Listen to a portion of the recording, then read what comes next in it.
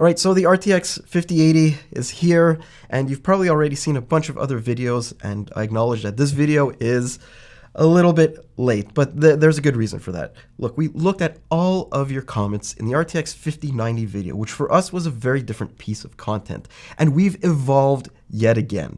So this video, it needed a little bit more time because what we have here is some very interesting testing for you guys. While this video will still have all the usual gaming benchmarks at 2 resolutions, I also wanted to get a bit deeper with creator workloads, STEM applications, AI benchmarks, in-depth power consumption comparisons, searching if there are any situations where outside factors will be limiting performance. The list goes on. So about the RTX 5080, this is a $1,000 GPU in its Founders Edition design. It looks like a carbon copy of the RTX 5090 with its compact flow-through design dual slot cooler, and it has a footprint that'll even fit into most ITX PCs. Under the hood though, this is a more traditional cooler setup. It doesn't have the liquid metal thermal compound or large vapor chamber from the RTX 5090. Its power requirement of 360 watts is also a massive step downwards from the RTX 5090, though it's a step above the RTX 4080 cards. That also means power supply requirements are of course a lot more attainable than they were with the RTX 5090. While that card required, according to NVIDIA, a 1000-watt power supply,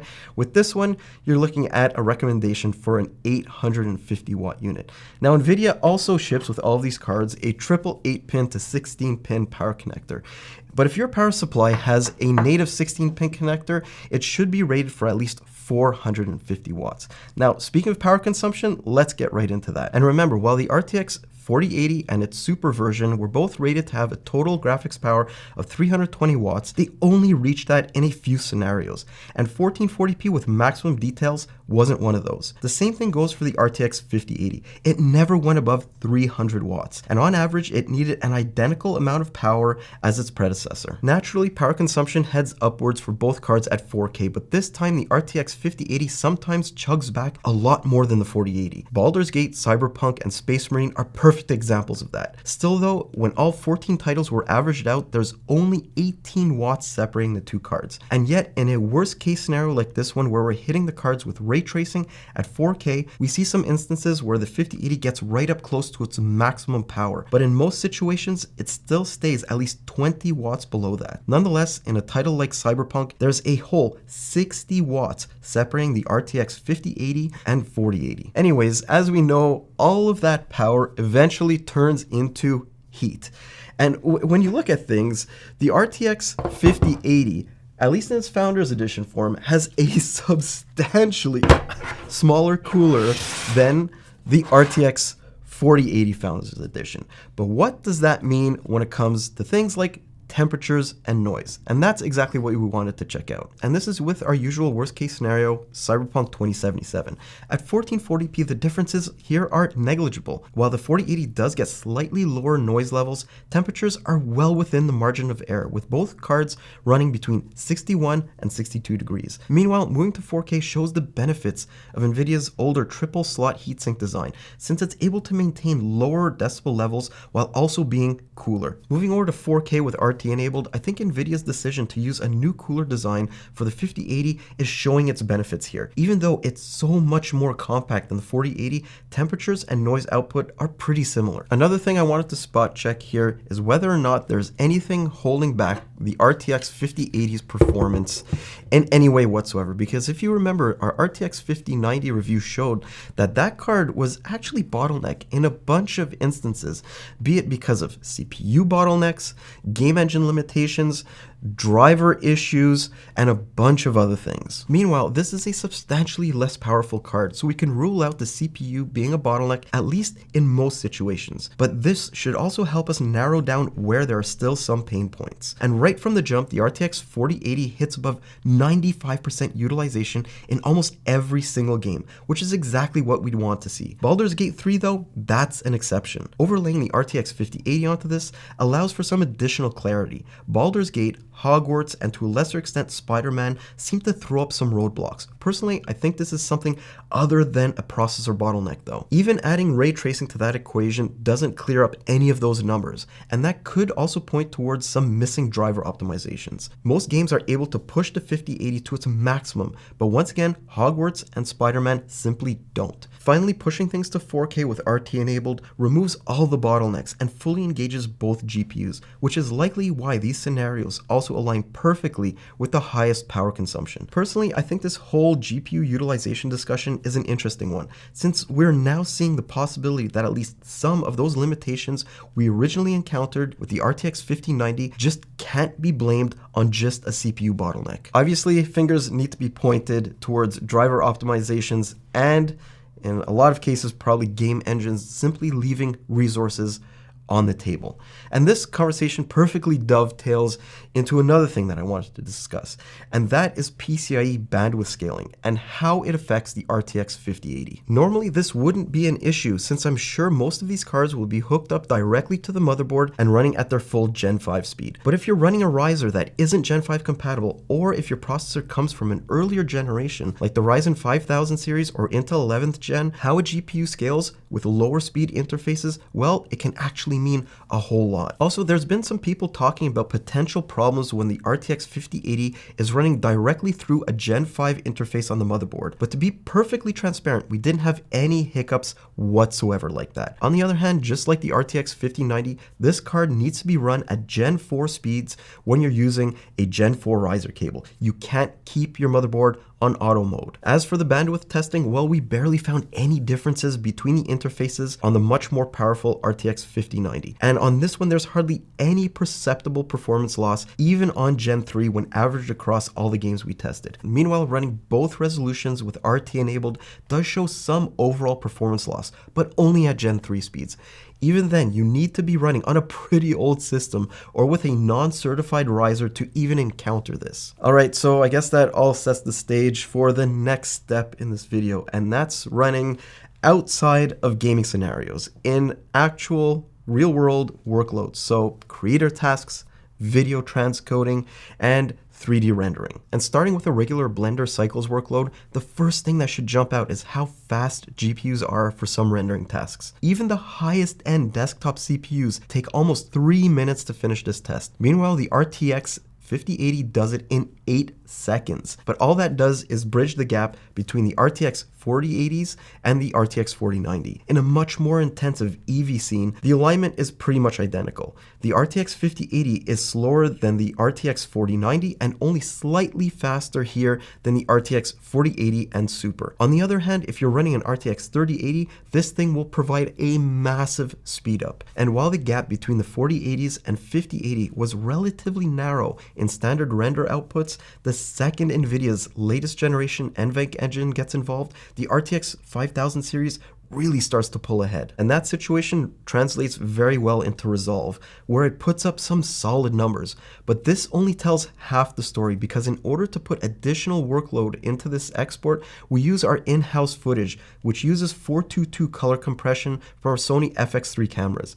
Meanwhile, the RTX 5000 series now has full hardware support for 422 decoding, and Blackmagic has rolled out a beta which supports it too. And using that combination allows the RTX 5090 and 5080 to shine, cutting down their overall output times by a significant amount and leaving every other GPU here in the dust. Supposedly, Premiere and Media Encoder will get the same 422 acceleration treatment sometime soon, but it's not here yet. On the other hand, the new NVENC engines once again flex their muscles, which helps put the RTX 5080 on a level footing with the RTX 4090 and a good distance ahead of the two 4080s. Moving on to a more traditional 3D modeling program with SolidWorks, where we measure the all-important viewport performance, and the RTX 5080 falls a bit behind. Although it's significantly faster than the RTX 3080, it's only about 10% ahead of the RTX 4080, and it gets passed by the RX 7900 XT. 3ds Max, on the other hand, well, it shows the other side of the coin, with the 5080 again essentially tying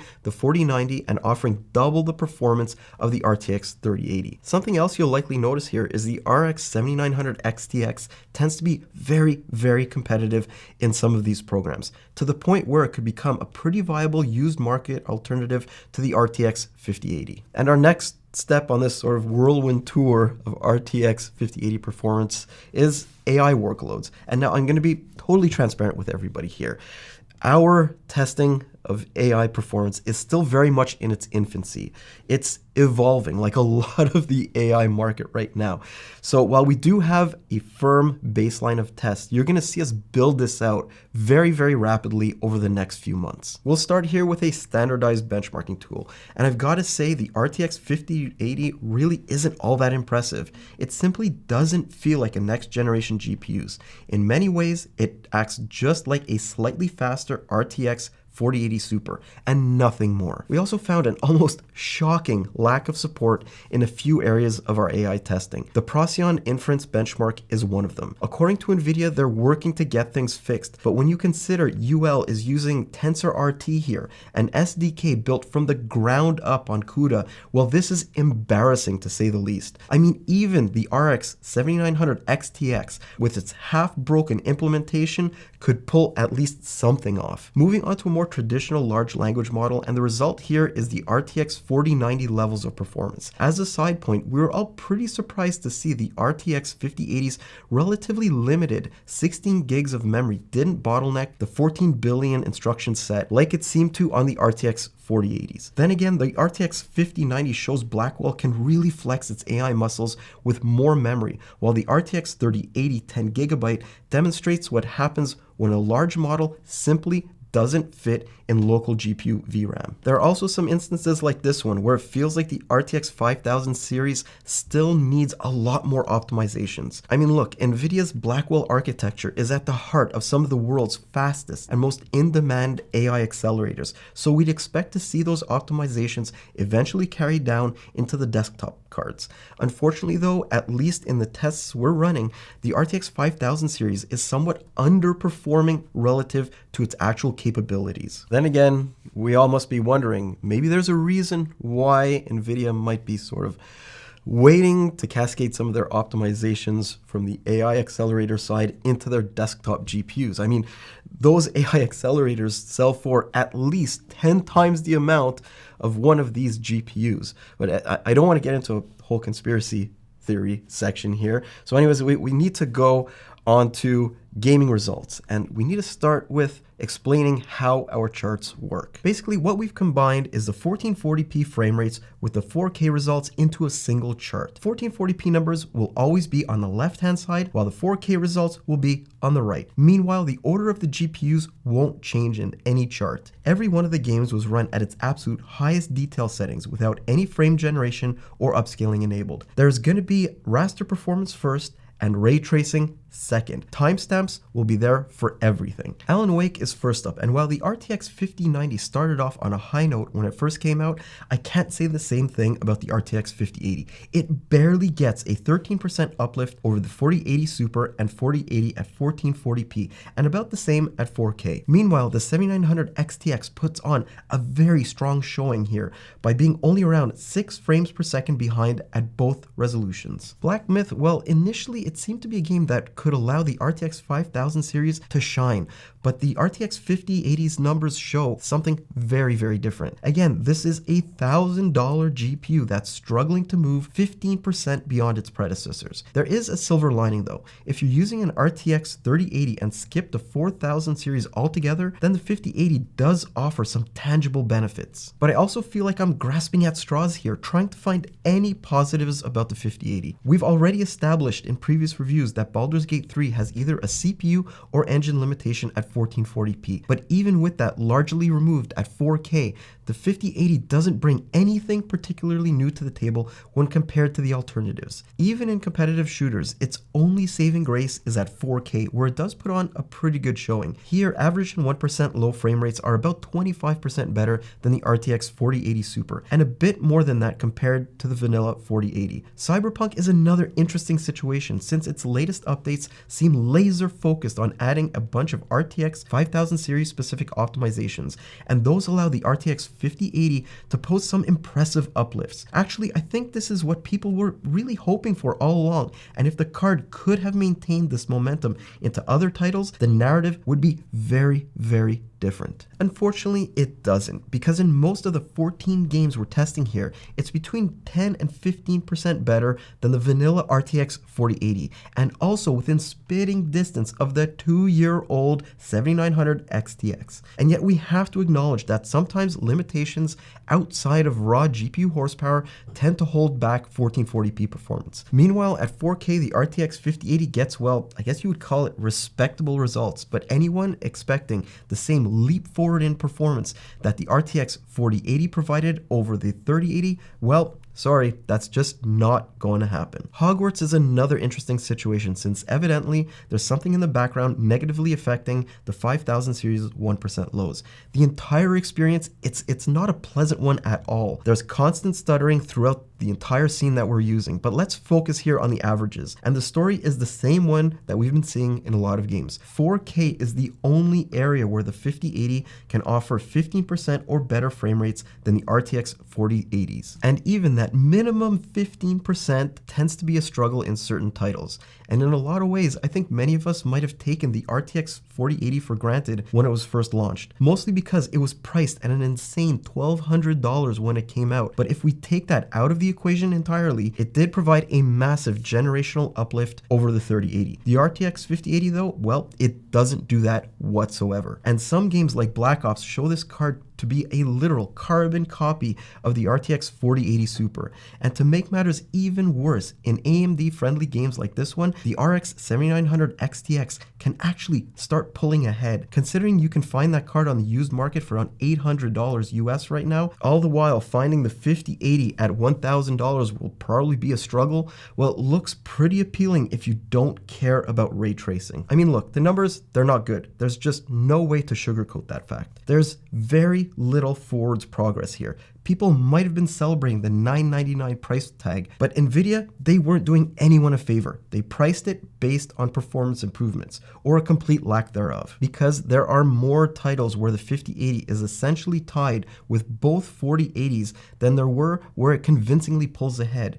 In this game, it's due to a bottleneck somewhere, but that's another reality gamers are gonna start having to deal with. They might buy a $1,000 GPU, but their frame rates could be artificially tied down by a terribly optimized game, especially at 1440p. And I don't care if you're a fan of AMD or Nvidia or neither. This lack of meaningful uplifts in most titles will end up hurting the PC gaming market as a whole, and it will lead to more developers using crutches like frame generation to get playable frame rates. And we already see that happening in some cases. I think we also have to put this into context though. Even in the best case scenarios like this one, the RTX 5080 may look faster in a chart, but subjectively, when you're playing the game, you won't feel a difference between 140 frames per second or 155 or 72 and 84. But go back another GPU generation and you'll actually be able to feel the change. So the 3080 to 5080 metric might be one that's pretty appealing. And if you were thinking of some sort of ray tracing redemption arc, well, think again. Nvidia's RT narrative has always been front and center in their marketing materials.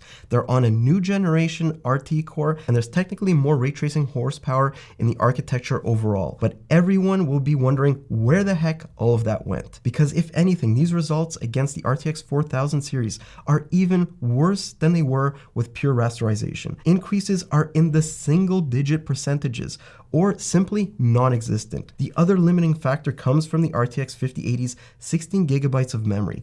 In games with high levels of RT, like Black Myth Wukong on its cinematic preset, the GPU is obviously starved for more VRAM, and I'm positive there's going to be more titles like this in the future. Even Cyberpunk, to a lesser extent, falls into that memory hole, though to a slightly lesser degree, and the RTX 5080 needs 4K to pull ahead of the RTX 4080 by any meaningful amount. But at that point, it doesn't even matter since the gameplay experience just isn't up to PC standards. Running at under 40 frames per second is something a console player should expect, not someone paying $1,000 for a GPU. There are even some areas where we're seeing a performance downgrade over the RTX 4080, like in Doom at 1440p. Like how? How does this even happen? Was this a rushed launch where Nvidia focused more on DLSS 4 than they did on baseline optimizations for ray tracing?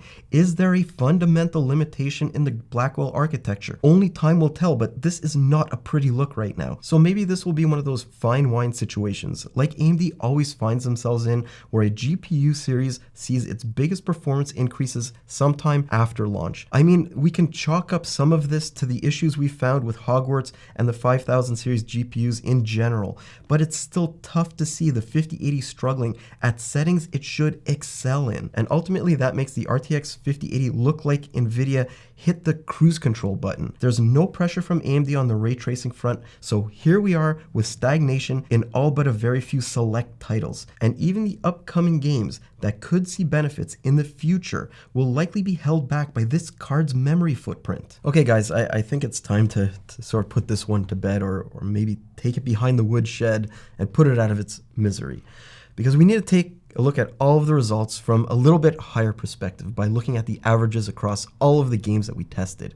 And I'm gonna warn you, it's pretty ugly, because over the course of testing 14 games in Raster performance at the absolute highest possible settings, there was only an 8% increase over the RTX 4080 at 1440p. 4K was a bit more favorable at around 17%, give or take. It just took more than 2 years to get here. And looking at this, I think it's pretty obvious what Nvidia did. They made sure the RTX 4080 Super was barely better than the RTX 4080, which set up what should have been an easy jump shot for the RTX 5080. And we're supposed to give it a standing ovation. Well, guess what? I'm not. Especially when you look at the bloodbath that's happening with ray tracing enabled. And no, don't tell me DLSS 4 is going to be some sort of magic pill to fix all of this.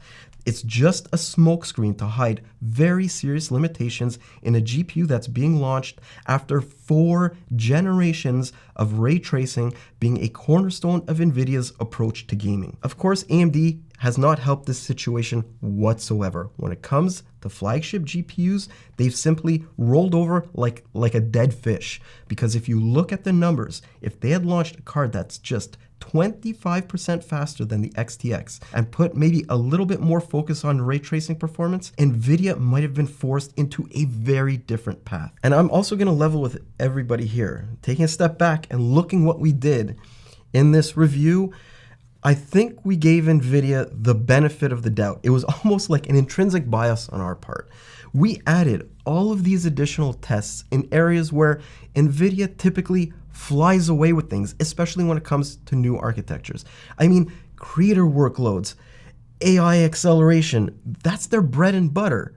But instead, all it did was highlight even more of the RTX 5080's flaws. I mean, AI testing showed some great potential, but also optimization issues and even a lack of baseline support for some apps. Meanwhile, those creative workloads also had glimpses of brilliance, especially in NLEs like Resolve, but even that was backstopped by mediocre gen-to-gen improvements in 3D modeling and CUDA accelerated rendering outputs. So where did this leave us? Well, I'm going to take us back in time a little bit. When the RTX 4090 and the 4080 launched, because of the price of those cards, I don't think anybody could have predicted that now, 2 years onwards, that they would still be stacking up so well against the RTX 5000 series. And for people who bought those cards, they're probably going to be in one of 2 situations. Either they're going to be laughing their asses off right now about how fortunate they've been and will continue to be with the performance of their cards, or they're going to be crying because they sold their card way too early under the assumption that the RTX 5000 series was going to be something that it's not. Anyways, that's it for me on this one. I'm going to log off, get home, get some sleep, try to get over this cold that I swear half the team has because of the crazy hours that we've been putting into these reviews. I hope you enjoyed this video. I hope you enjoyed the extended content here and all the additional testing. I'm Mike with Hardware Canucks, and I'll see you in the next one. Have a great day, guys.